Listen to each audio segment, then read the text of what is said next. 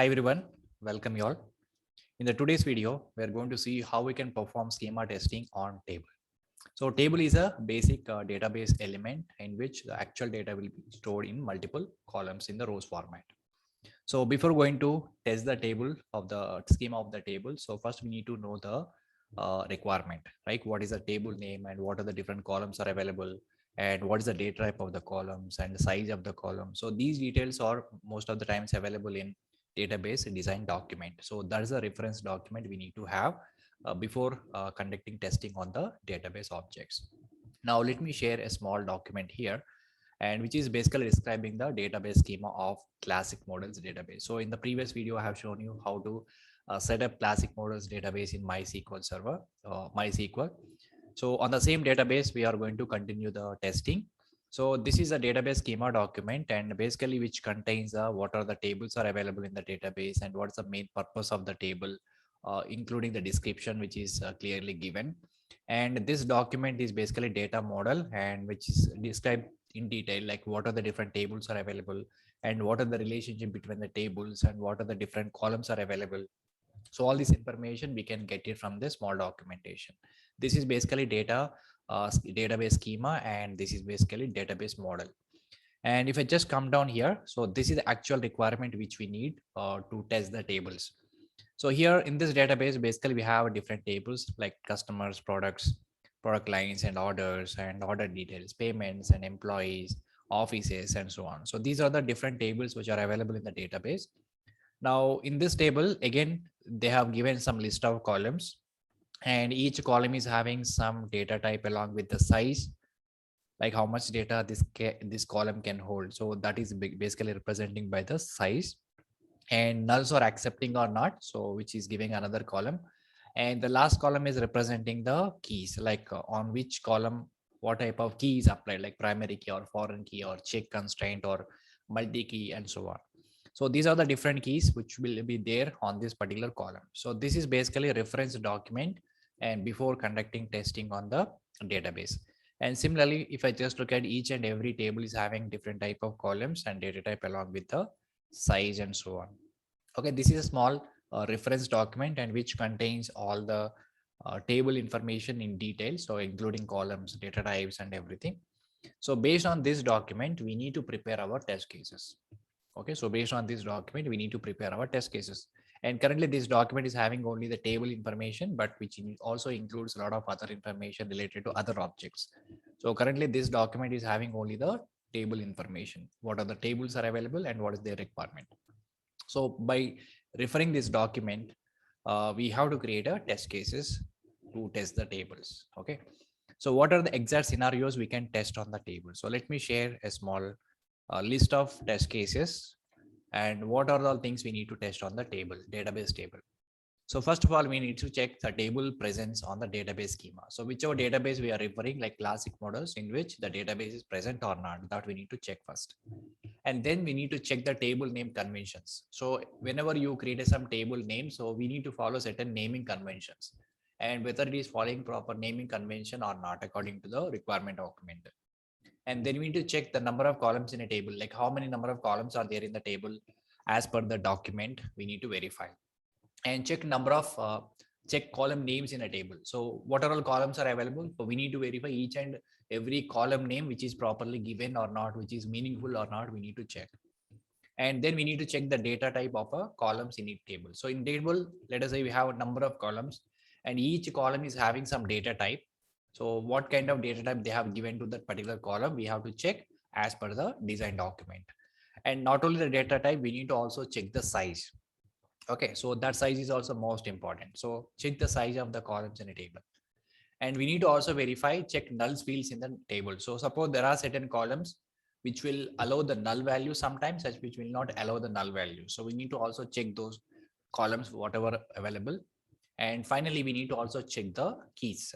That means what are the different constraints are applied on those particular columns. So we need to check the column keys in a particular table. So these are the different tests which we need to do on the table level. So we need to prepare a proper format of document, the particular test case document, like which is having all the different columns, like test case ID, description, expected, actual, test data, and so on. So based on this information, we need to first create a test cases. So let me just share a small document here. So now if I just look at this is a small document which is created, this Excel sheet basically, which contains all the test cases, sample test cases. Now here I have just covered only table and columns related test cases. So what we need to verify in the table and columns, specific to tables and columns. And a different type of object we will see in the upcoming series. So in this video especially, let us mainly focus on the table and fields. Fields are nothing but a columns. Now here you can see a test case IDs, and here you can see check table presence in a database schema. So here how we can check, how we will know the database particular table is available in the database schema or not. So first we need to connect to the database, and then we can execute a query called show tables. Okay, so in every database these commands will be slightly differ. So we need to fetch those commands, we need to search for those commands particular databases, and here I'm following the MySQL database especially. Okay, so shows tables. So this particular command will show you all the list of tables which are available in the particular database schema. And then what we need to verify, that we need to check the table name is properly given or not. So table name should be displayed in the list. That means what? The table is existed on the database. And the same thing we are expecting here. And once it is passed, then we can update the status here, and test data is not required. I just given some priority to the test cases, and we can update the status passed or failed at the time of execution. Now check the table name convention. So in the first test, we are just verifying the table existence or table is available or not in the database schema. And the second test, we are just checking the table name convention. So whenever you give some name to the table, it should be more meaningful. According to the design document, we need to check the name is given properly or not. It should not be have only one single character or single letter, double letters. And like we should not have any spaces, special characters. So these things we need to verify when you're checking the table name convention. So for that also we can execute this command show tables as a query, and this will give you all the tables, list of tables, and we can check each and every table name is properly given or not. As per the design document, the table name should be a single word, and table name should not contain any spaces. So based on the requirement, we can add a more number of expectations here. And this is one test. So table existence we have verified, and then table name naming convention. And the next one is check number of columns in a table. So as soon as the table is available, we need to check how many number of columns are there in the table as per the document. So for that, we need to execute one query from MySQL. So in the MySQL, there is a table, admin table, which is available, that is information underscore schema dot columns. So columns is actual table name, and which is available in information underscore schema database. So this is having the metadata. So what is the metadata means? Metadata is nothing but a data about the data. That means suppose I have a table, in the table I have a column, but in that column information I want to know, like what is the name of the column, what is the size of the column, what is the data type of the column. So that information will be maintained in some other tables. They are basically comes under administrator tables. So information schema dot columns is an administrator table in MySQL database. And similarly, every database, different databases having different type of administrator tables, and you can find all the metadata in those tables. So if I execute this particular query, select count star as a number of columns, this alias basically I'm giving from information underscore schema dot columns, where table name equal to customer. So whichever table you want to find, or on whichever table you want to find the number of columns, you can specify the table name here. And that will give you number of columns which are present in this particular table. So this is a query which we have to execute on MySQL, and then this will return the value, how many total number of columns are available in the database. So this is one test. And now the next one is check column names in the table.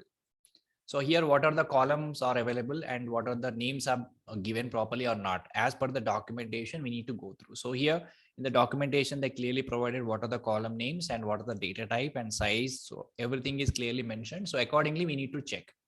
So check column names in the table.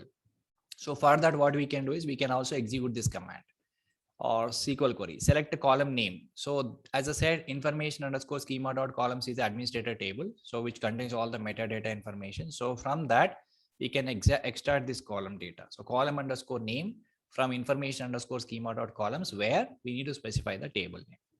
So this particular query will return the number of columns, all the columns names from the table. What are all columns are available from the table? It will show you just the column names from the table. And then we need to check those column names are available as mentioned in the database document again. So here, whatever column names they have exactly mentioned, the names are exactly same or not, we need to verify. And the next test case is check the data type of column. So in the previous test case, we just verify the names of the columns. Now in this, we need to verify the data type of the columns. And for that, we need to access another column from the same table. Like information schema.columns is having one more column called column underscore name, data underscore type. So column name along with the data type I'm able to access. So these two things I'm just trying to retrieve from the information schema.columns table where table name equal to customers. So this query will give you exactly what are the columns are available in the table and what are the data types of those particular columns. So once you get the data from this query, so then we need to check that data along according to our documentation. And that is a one test. And the next test case, check the size of the columns. So there are three different cases. So first case, we just verify the names of the columns. In the fifth test case, we just verify the data type of the column. Now here we are checking the size of the column. Okay, suppose when I say varchar and which having some size like 10, 15 or 20 something. So we need to also verify the size of each and every column in the table or each and every field in a table. So again, we use the same admin table information underscore schema.columns where table name equal to customer, and this will give you column name. I'm printing column name along with the column type. Okay, so you need to remember few number of columns. Here we are using column name. Okay, so this is a column name. And here we are using column name along with the data type. Both we are testing. And here we are checking column name and a column type also. Column type in the sense what again? What type of column it is? Again, data type, column name and data type will be displayed. That means the size of the column will be displayed. And here nulls fields in the table. So there is another requirement here. So if I just look at this column, so nulls are allowed or not? No means not allowed, yes means allowed. So we need to check this information also. Again, for that also we have a another column called is nullable. And this column is available in information schema.column. So we need to capture these two. Column name along with the is null. So this will say no or yes. And once you return the data no or yes, then we need to compare with our expected data and then we need to make or pass or fail. From the same table, we need to access all the data. And the next one, check column keys in a table. So each and every column is sometimes having some primary key or foreign key or check constraint and whatever it is. So we need to verify those keys are associated with those columns or not. And that keys information also we can extract from the same table, information underscore schema.columns. So this is a table name and we need to extract two columns. Again, column name and column key. These are the two things we are going to extract from the same table. And whatever the data we are getting from this query, we are again comparing with our expected data as per the design. So these are the few test cases which we can write on the table and fields. Fields are nothing but columns in a table.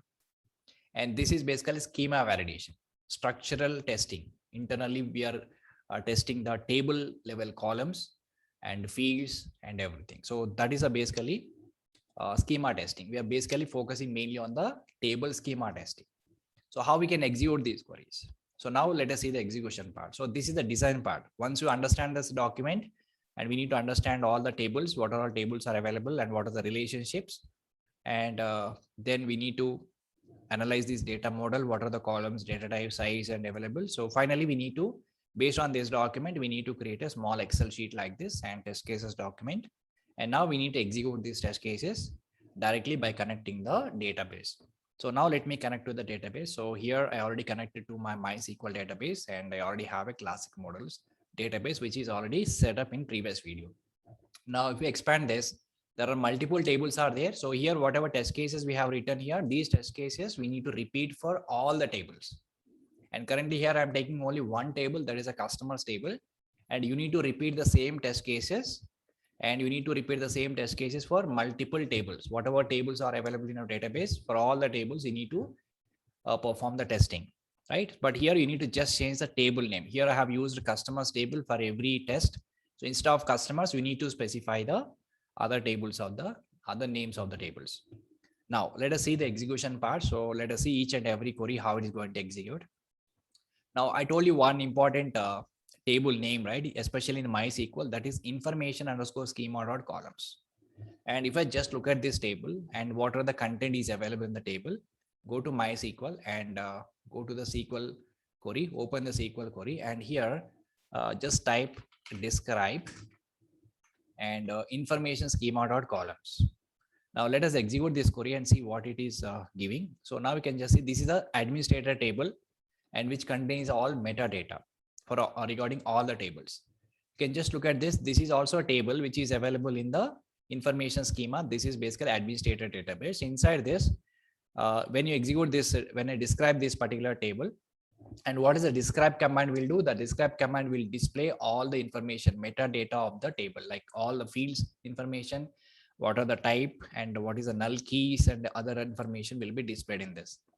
So now by using this table, by taking help of this table, we will extract the information from any table.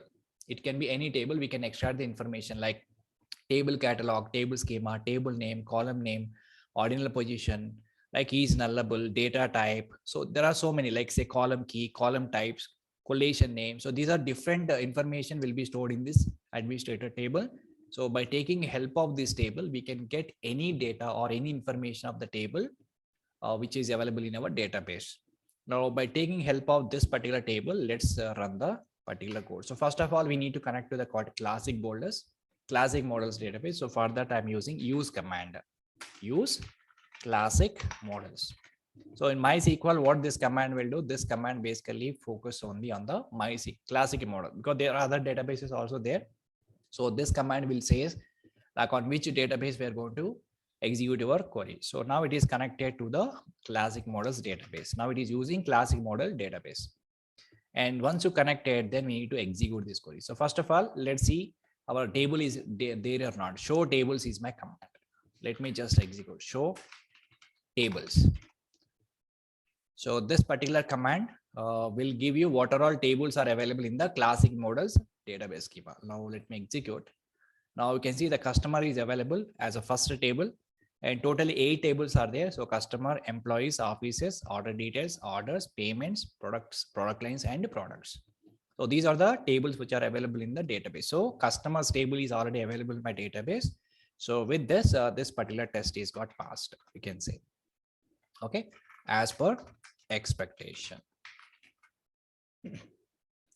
So actual result is what? So table is present. We can say as per expectation. Okay, done. So now this is got passed. Let me update as a passed. Now the next one, check table name convention. So what we are expecting here, table name should be a single word table. So table name should not contain any spaces.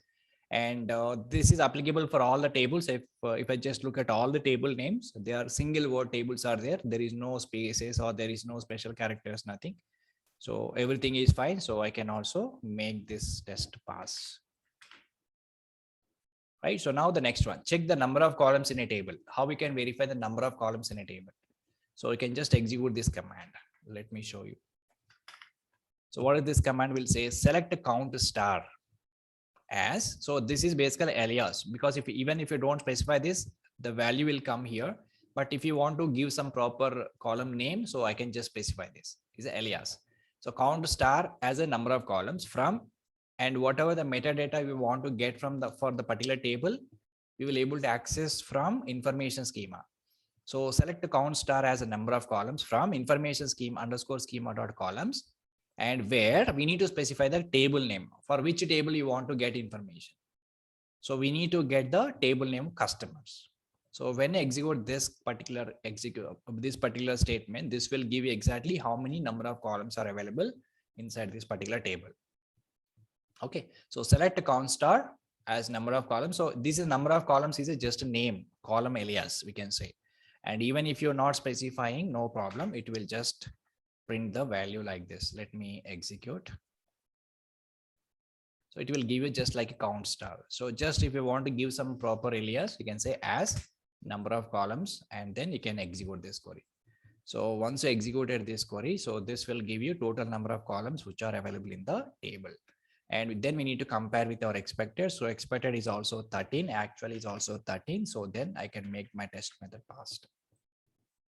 This is one test. And next one is check column names in a table. So each column name is properly given or not as per the design document, we need to check. So for that, we need to extract only column names. So here instead of count star, we need to just specify the column names. Let's say select a column name. This particular column name is already available in this particular table. Information schema.columns table. This is again administration table. All metadata will be maintained in this. So here we need to specify the table name. So select a column name. And what this command will do, this command will extract column names, only column names from this particular table.